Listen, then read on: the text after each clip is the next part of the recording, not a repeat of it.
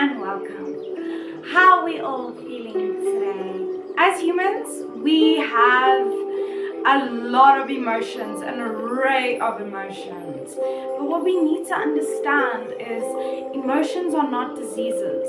Emotions are not disorders. Emotions are there to guide you and to remind you of who you are, where you are in life, and how you are feeling in general. And this comes hand in hand with emotional regulation. When we regulate our emotions better, we find it easier to not lose our tempers, to not explode, to not react and respond. When we emotionally regulate, it is easier for us to regulate what we're feeling so that we don't have this mixture of emotions and these constant clashes of emotions. Because yes, it is possible to feel more than one emotion at once. And sometimes it becomes so overwhelming that we don't always know what we're feeling and why. It's hard to pinpoint it. And this is what emotional backtracking is when you take note of how you're feeling during the day and what you're feeling in certain situations, because that will show you how emotionally regulated you are, which means how easy you can deal with the situation without becoming emotional or erratic.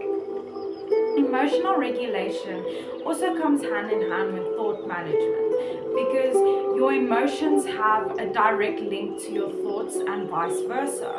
When you are having a session of deep overthinking and deep over catastrophizing and overstressing, you'll find that you don't feel good emotionally. Think about it.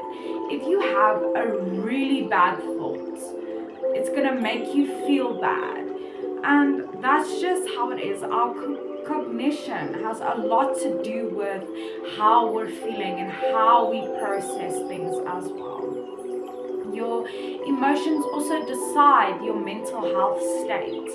If you are very emotional and you are very erratic, then your mental health state is not healthy. Then you are not mentally healthy if you cannot manage your emotions.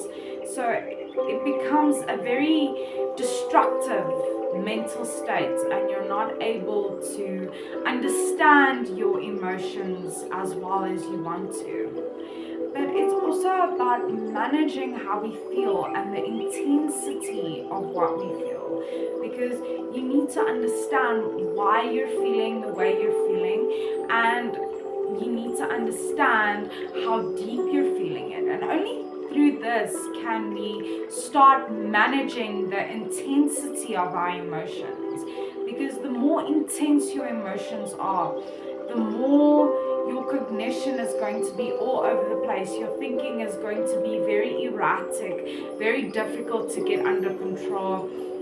And you might find yourself worrying a lot, or overthinking a lot, or experiencing the what ifs of what can go wrong. But the thing is, with emotionally dysregulated people, they struggle to connect emotionally, and they struggle in social situations because they cannot adapt their emotions to be in that moment. And that becomes very difficult for the people around them, because if you are not emotionally regulated, people don't see you as a reliable person. People see you as a very erratic, untrustworthy person, because you cannot manage your emotions, so therefore you cannot manage yourself. It's important that we really get a hold on our emotions so that they don't run away with us and take control of us. It's about being able to manage what you're feeling all the time. And I know this sounds unrealistic and difficult, but at least every time you feel an emotion, try to process it, try to understand where it is coming from, and practice more emotional regulation. When you are more emotionally regulated, the difficulties of life are a bit easier to deal with. What you're feeling and what you're thinking will also in turn become easier to deal with. So remember, emotions are not disorders. Emotions are meant to be there to guide us and to help us understand life. So remember, you are unique and valuable. Take care of that beautiful person. Stay strong wherever you're from. See you next time.